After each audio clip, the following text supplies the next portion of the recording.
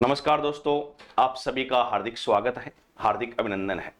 जैसा कि आपको विदित है, पिछली क्लास में अपने भारत के प्रधानमंत्री पढ़ रहे थे और भारत के प्रधानमंत्री का बेसिक पढ़ा था। अब कौन कौन प्रधानमंत्री बनेंगे उन सभी की अपन चर्चा करने वाले हैं, तो सभी विद्यार्थी जो है ध्यान से समझिएगा भी।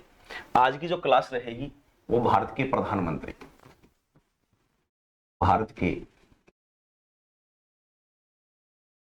प्रधानमंत्री, कौन कौन भारत के प्रधानमंत्री बनेंगे उनकी अपन चर्चा करने वाले हैं। देखिएगा, सबसे पहले जो प्रधानमंत्री बनते हैं उनका नाम है पंडित जवाहर लाल नेहरू। भारत के पहले प्रधानमंत्री पंडित जवाहरलाल नेहरू। ये जो प्रधानमंत्री बनते हैं ये आपके 15 अगस्त 1947 से 27 मई 1964। भारत के पहले प्रधानमंत्री 15 अगस्त 1947 से 27 मई 1964 तक कौन रहते हैं? आपके पंडित जवाहरलाल नेहरू।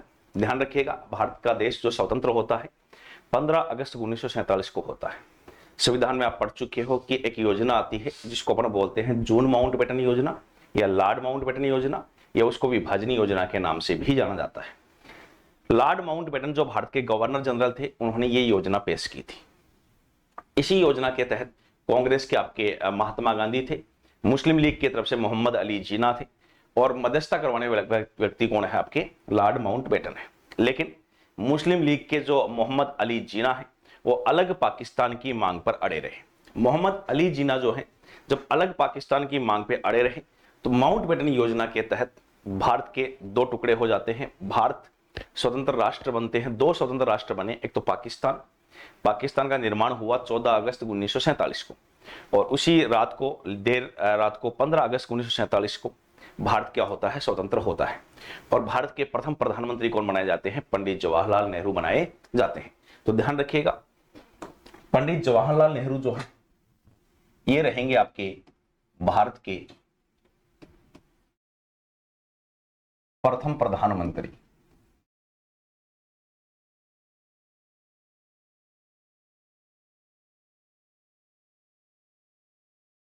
दोस्तों, भारत के प्रथम प्रधानमंत्री कौन है? पंडित जवाहरलाल नेहरू।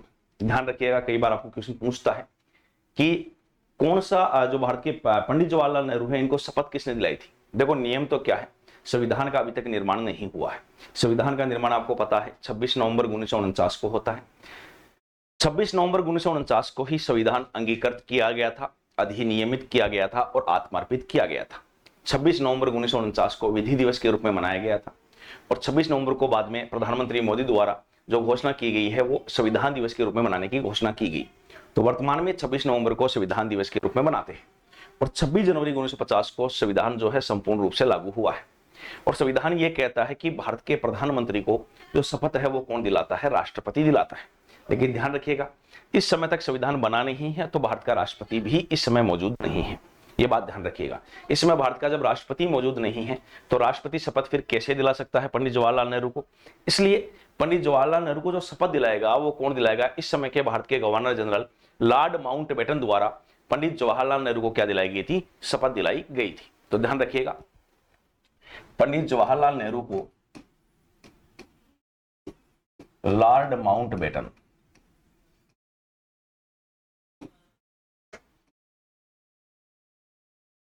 द्वारा शपथ दिलाई गई। ध्यान रखिएगा, लॉर्ड माउंटबेटन द्वारा शपथ दिलाई गई, क्योंकि भारत का पहला जो राष्ट्रपति मनोनीत किया जाता है वो संविधान सभा की अंतिम बैठक जो 24 जनवरी 1950 को होती है, उस दिन भारत के प्रथम राष्ट्रपति बनते हैं डॉक्टर राजेंद्र प्रसाद। और यहां 15 अगस्त की बात हो रही है, 1947 की बात हो रही है, तो राष्ट्रपति है नहीं, तो शपथ कौन दिलाता है? लॉर्ड माउंटबेटन द्वारा इनको क्या दिलाई गई? शपथ दिलाई गई। इसके अलावा ध्यान रखिएगा, पंडित जवाहरलाल नेहरू जो है सर्वाधिक कार्यकाल वाले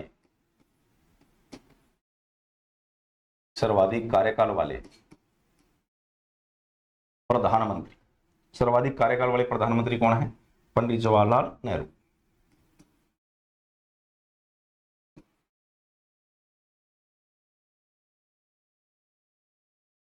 सर्वाधिक कार्यकाल वाले प्रधानमंत्री कौन है? ध्यान रखिएगा, पंडित जवाहरलाल नेहरू जो है सर्वाधिक कार्यकाल वाले क्या रहे हैं? प्रधानमंत्री रहे हैं। इसके अलावा ध्यान रखिएगा, आपके पंडित जवाहरलाल नेहरू की बात करते हैं तो पंडित जवाहरलाल नेहरू जो है सर्वाधिक कार्यकाल वाले प्रधानमंत्री लग रहते हैं, लगभग 16 वर्ष के आसपास रहते हैं, 16 वर्ष से अधिक रहते हैं ये प्रधानमंत्री। इसके अलावा इनके पास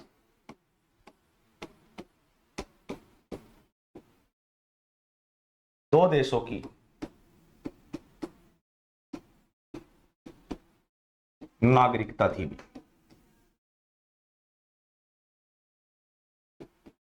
एक तो भारत की नागरिकता थी इनके पास में, और दूसरी जो नागरिकता थी इनके पास में वो थी इनके पास में ब्रिटेन की। भारत और ब्रिटेन दो देशों की नागरिकता रखते हैं कौन? पंडित जवाहरलाल नेहरू। इसके अलावा ध्यान रखिएगा, पंडित जवाहरलाल नेहरू ने 1960 ईस्वी में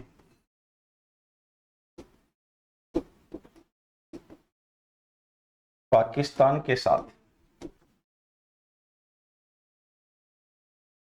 सिंधु नदी जल समझौता किया। पाकिस्तान के साथ सिंधु नदी जल समझौता करने वाले प्रधानमंत्री भी कौन थे? पंडित जवाहरलाल नेहरू। पंडित जवाहरलाल नेहरू ने सिंधु नदी जल समझौता किया था। ठीक है, आगे ध्यान रखना, पंडित जवाहरलाल नेहरू गुटनिरपेक्ष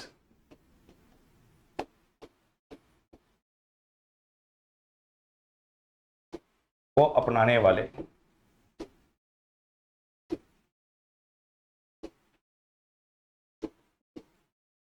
पहले प्रधानमंत्री।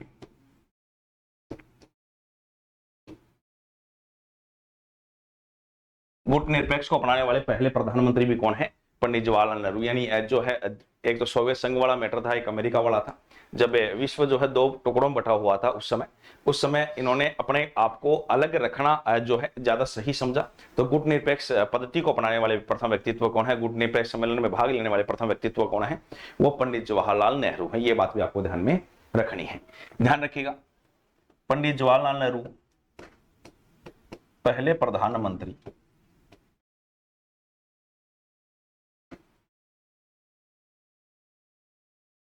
जिनके खिलाफ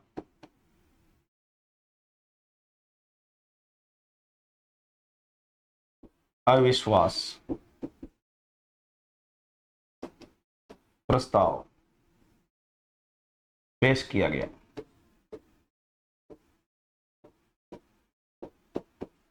पंडित जवाहरलाल नेहरू पहले प्रधानमंत्री है जिनके खिलाफ यह प्रस्ताव पेश हुआ है। किसने किया था? जे.बी. कृपलानी द्वारा। जे.बी. कृपलानी द्वारा यह प्रस्ताव पेश किया गया था। अविश्वास प्रस्ताव क्या होता है? बहुमत में कोई सरकार बनी हुई है, सामने वाले को यह लगता है कि सामने वाले की सरकार को गिरा सकते हैं, तो अविश्वास प्रस्ताव पेश किया जाता है। तो भारत के पहले प्रधानमंत्री हैं जिनके खिलाफ अविश्वास प्रस्ताव रखा गया था। और किसने रखा था? जे.बी. कृपलानी ने रखा था। भी ध्यान रखना, अविश्वास प्रस्ताव अगर पास आज हो जाता है तो प्रधानमंत्री को अपना पद छोड़ना पड़ता है। अविश्वास प्रस्ताव पास नहीं होता है तो फिर प्रधानमंत्री अपने पद के ऊपर बना रहता है। जैसे अभी नरेंद्र मोदी सरकार के अंदर भी भारत के प्रधानमंत्री के खिलाफ अविश्वास प्रस्ताव रखा गया था पिछली सरकार में, लेकिन वो पास नहीं हो सका था क्योंकि पूर्ण बहुमत की सरकार है, तो अविश्वास प्रस्ताव पास होने के चांसेस न के बराबर होते हैं। तो सबसे पहले जिस प्रधानमंत्री के खिलाफ अविश्वास प्रस्ताव पेश किया गया है वो कौन है? पंडित जवाहरलाल नेहरू है। तो पंडित जवाहरलाल नेहरू की और आगे बातें करेंगे। एक बार इसको वापस से रिपीट करता हूं, भारत का पहला प्रधानमंत्री कौन बनता है? पंडित जवाहरलाल नेहरू बनता है। 15 अगस्त 1947 से 27 मई 1964 तक ये भारत के प्रधानमंत्री रहते हैं। ध्यान रखिएगा, भारत के प्रथम क्या है, प्रधानमंत्री है। ये भी ध्यान रखना, भारत का एकमात्र जो मनोनीत किया गया है, वैसे तो नियुक्ति है ध्यान रखना, लेकिन इसका निर्वाचन नहीं हुआ है, क्योंकि भारत में जो निर्वाचन होते हैं वो 1951-52 में होते हैं। ज्यादातर जो है वो 52 मानते हैं, लेकिन 1951 में स्टार्ट हो गए थे, फरवरी 1952 तक कंप्लीट हो गए थे।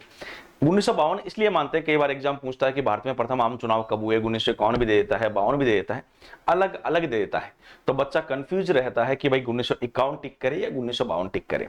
तो आपको 1952 करना है, क्योंकि ज्यादातर जो क्षेत्र थे उस समय देश के, उनमें जो चुनाव हुए थे वो 1952 में हुए थे, ये बात ध्यान रखनी। और अधिकतर क्षेत्रों में जब 1952 में चुनाव हुए हैं तो 1952 ही टिक करना है। हाँ, अगर 1951-52 एक ही ऑप्शन में तो ठीक है, कोई दिक्कत नहीं है, लेकिन अगर 1951 अलग ऑप्शन में है, 1952 अलग ऑप्शन में है, तो फिर 1952 ही आंसर होगा। भारत में प्रथम आम चुनाव, फिर 1952 ही टिक लगेगा, ये बात आपको ध्यान में रखनी है। तो भारत के प्रथम प्रधानमंत्री हैं। इनको शपथ जो है इस समय वो भारत के जो गवर्नर जनरल थे लॉर्ड माउंटबेटन, स्वतंत्र भारत के गवर्नर जनरल लॉर्ड माउंटबेटन द्वारा इनको क्या दिलाएगी, शपथ दिलाएगी। सर्वाधिक कार्यकाल वाले प्रधानमंत्री रहते हैं, सर्वाधिक कार्यकाल इन्हीं प्रधानमंत्री का रहता है। इनके पास में दो देशों की क्या थी, नागरिकता थी, जिसमें पहला देश है भारत, भारत की थी, और दूसरा देश जो है ब्रिटेन है, इंग्लैंड है, यूके बोल सकते हो, यूनाइटेड किंगडम बोल सकते हो, एक ही बात है, उसकी भी इनके पास में नागरिकता थी। पाकिस्तान के साथ 1960 में इन्होंने सिंधु नदी जल समझौता किया था। गुटनिरपेक्ष सम्मेलन को वेरीफाई करने वाले, गुटनिरपेक्ष जो पद्धति है उसको अपनाने वाले पहले प्रधानमंत्री हैं। किसी भी जो है पार्टी के अंदर जाना, किसी भी देश का समर्थन करने के प्रति इन्होंने नीति को अपने क्या रखा, निरपेक्ष रखा, अपने आप को उनसे अलग रखा। भारत के पहले प्रधानमंत्री हैं जिनके खिलाफ क्या पेश किया गया था, अविश्वास प्रस्ताव पेश किया था। यह अविश्वास प्रस्ताव पास नहीं हुआ था, लेकिन इसको रखने वाले जो व्यक्ति थे वो कौन थे, JB कृपलानी थे। तो एक बार सभी विद्यार्थी जो है इसका स्क्रीनशॉट लेंगे अभी।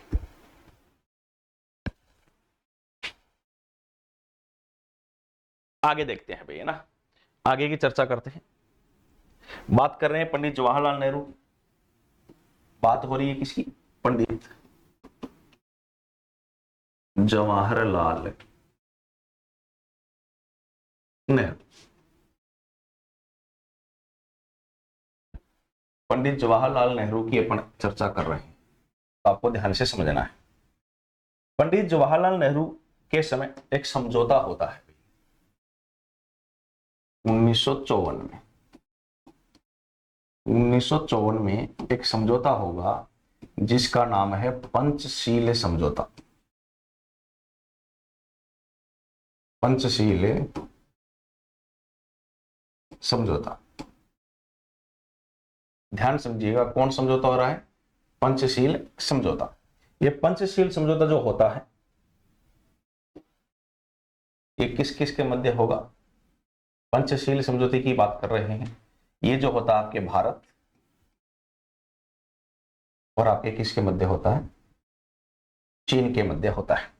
भारत की तरफ से जो भारत के प्रधानमंत्री हैं वो ये समझौता करते हैं, पंडित जवाहरलाल नेहरू। भारत के प्रधानमंत्री द्वारा पंडित जवाहरलाल नेहरू हैं, और सामने से कौन है, चाउ उन लाई। सामने से जो व्यक्तित्व है वो कौन है, चाउ उन लाई है। तो पंचशील समझौते की बात कर रहे हैं। पंचशील समझौता 1954 में होगा, 1954 में होता है। भारत देश और चाइना के मध्य यह समझौता होता है। भारत की तरफ से पंडित जवाहरलाल नेहरू हस्ताक्षर करने वाले व्यक्ति हैं, और चाइना की तरफ से कौन थे, चाउ उन लाई थे। ध्यान रखना, इस समय एक नारा गूंजा था, एक नारा गूंजा था इस समय। नारा कौन सा है, हिंदू चीनी भाई भाई, हिंदू चीनी भाई भाई, ये उस समय नारा गूंजता है। ध्यान रखना 1954 में, कब होता है, 1954 में। कौन सा समझौता होता है, पंचशील समझौता होता है। कौन सा समझौता होता है, पंचशील समझौता होता है।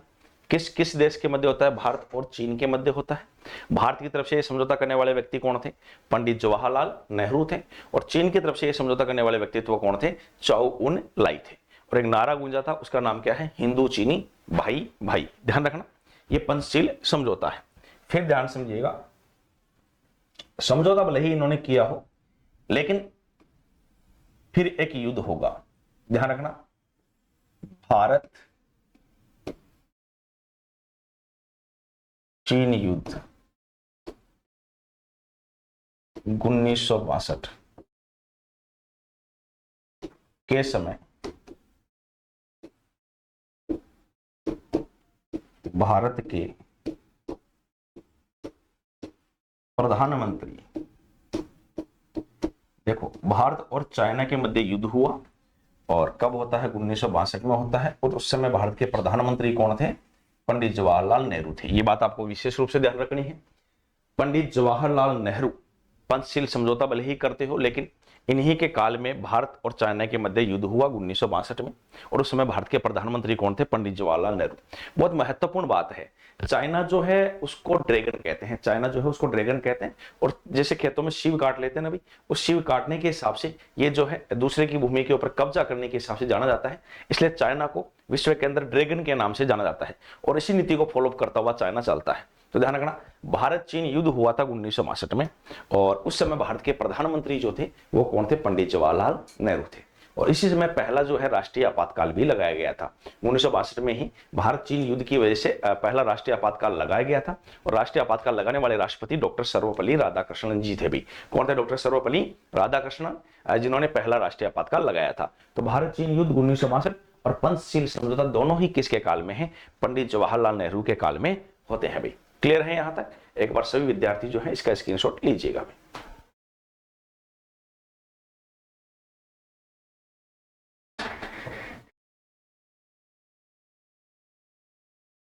आगे देखते हैं, आगे की चर्चा करते हैं पंडित जवाहरलाल नेहरू की। देखिएगा,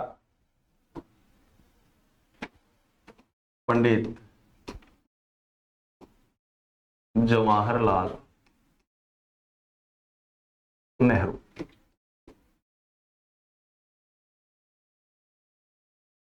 देखो पंडित जवाहरलाल नेहरू की आगे जो है बात करते हैं।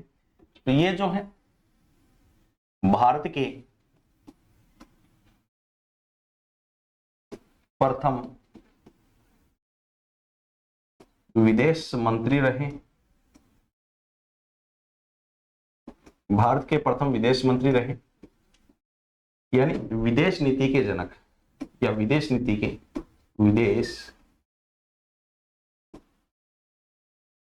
के सूत्रधार रहे हैं दोस्तों। भारत में विदेश नीति के सूत्रधार रहे हैं, वो कौन रहे हैं, पंडित जवाहरलाल नेहरू रहे हैं। पंडित जवाहरलाल नेहरू जो है प्रथम विदेश मंत्री रहते हैं, और विदेश नीति के क्या रहते हैं, सूत्रधार रहते हैं। इसके अलावा ध्यान दीजिएगा, पंडित जवाहरलाल नेहरू जो है भारत के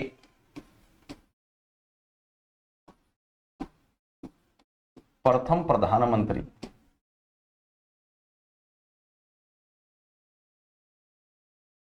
जिनकी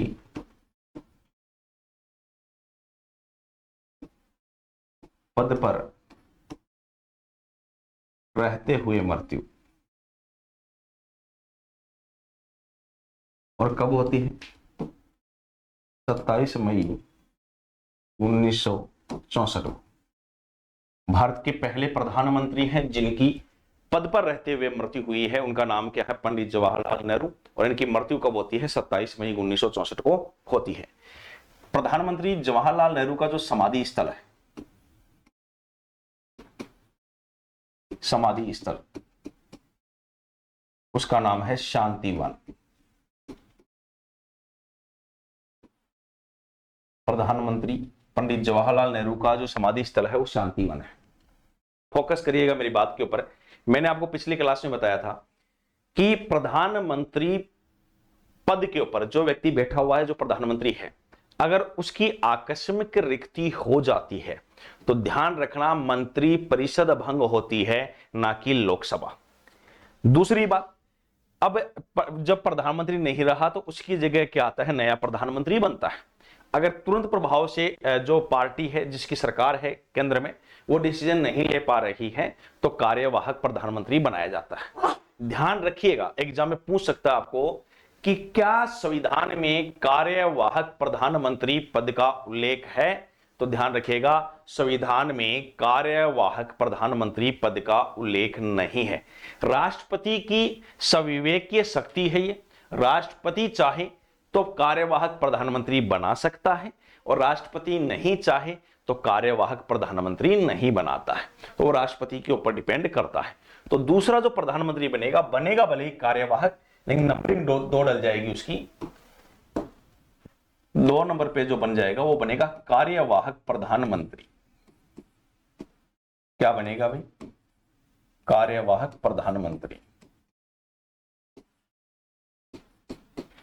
और कार्यवाहक प्रधानमंत्री कौन बनेंगे? गुलजारी लाल नंदा। गुलजारी लाल नंदा। और ध्यान रखिएगा गुलजारी लाल नंदा जो है 27 मई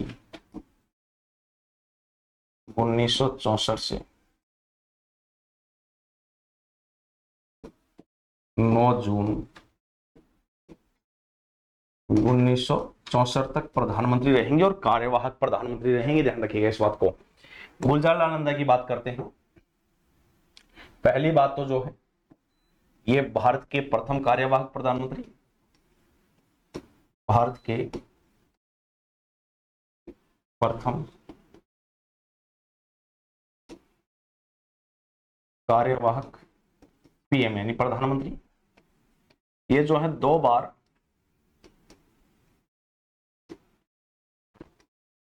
कार्यवाहक पीएम रहे।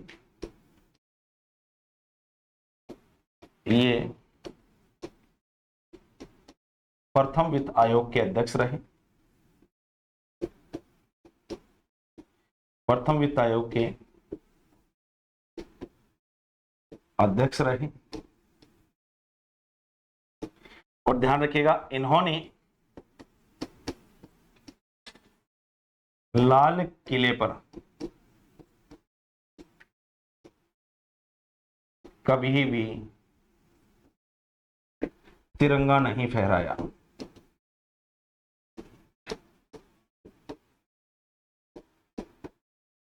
तो बात ध्यान से समझनी है आपको।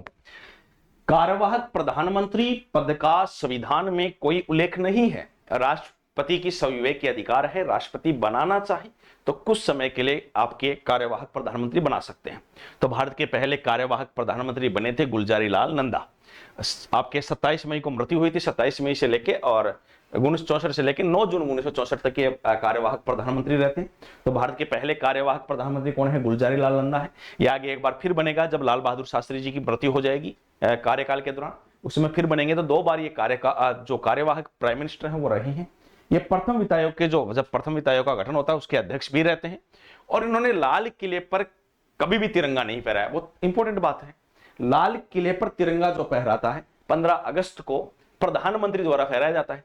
और जब ये कार्यवाहक प्रधानमंत्री रहा तो बीच में 15 अगस्त आई ही नहीं। तो जब नहीं आई तो ये लाल किले के ऊपर क्या नहीं फहराएगा? तिरंगा नहीं फहराएगा। तो एक बार इसका स्क्रीनशॉट लीजिएगा। तो दोस्तों आज की क्लास में जो भारत के पहले प्रधानमंत्री हैं पंडित जवाहरलाल नेहरू, उनकी चर्चा करी है, कार्यवाहक प्रधानमंत्री की चर्चा करी है। नेक्स्ट क्लास में जो आगे के प्रधानमंत्री हैं उनकी आपके साथ में चर्चा की जाएगी। तो अगली क्लास में आगे के प्रधानमंत्रियों के साथ आपसे मुलाकात होगी। तब तक के लिए धन्यवाद। जय हिंद, जय भारत।